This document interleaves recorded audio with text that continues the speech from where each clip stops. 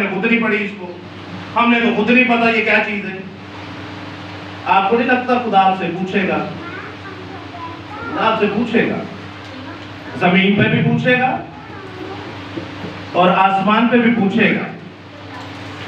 यहां तक क्लियर है? कोई सवाल हो तो आप कर सकते हैं। चले आजादी है ईस्टर और रेजरेक्शन डे के बारे में। जी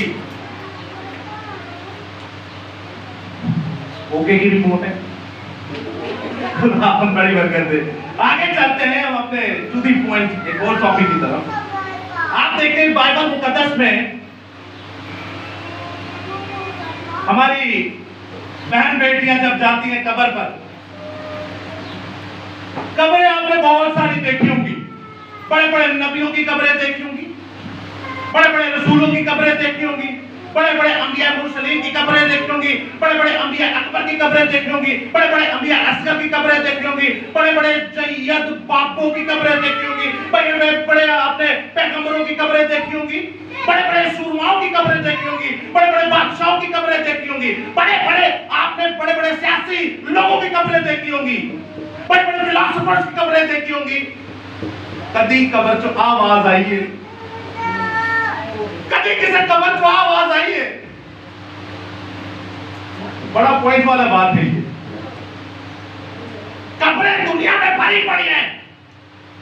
हर एक इंसान, चाहे वो बड़ा है या छोटा है, चाहे बड़े रुतबे पे या चाहे छोटे रुतबे पे, चाहे अमीर हो या चाहे गरीब हो, कब्रें भरी पड़ी है।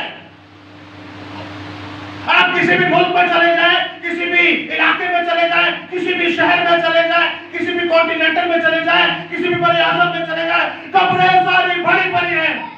अरे कब्रों के ऊपर कब्रें बनी हुई हैं, कब्रें बनने जा रही है, कब्रिस्तान बनने जा रहे हैं, ग्रेवयार्ड्स भरे पड़े हैं।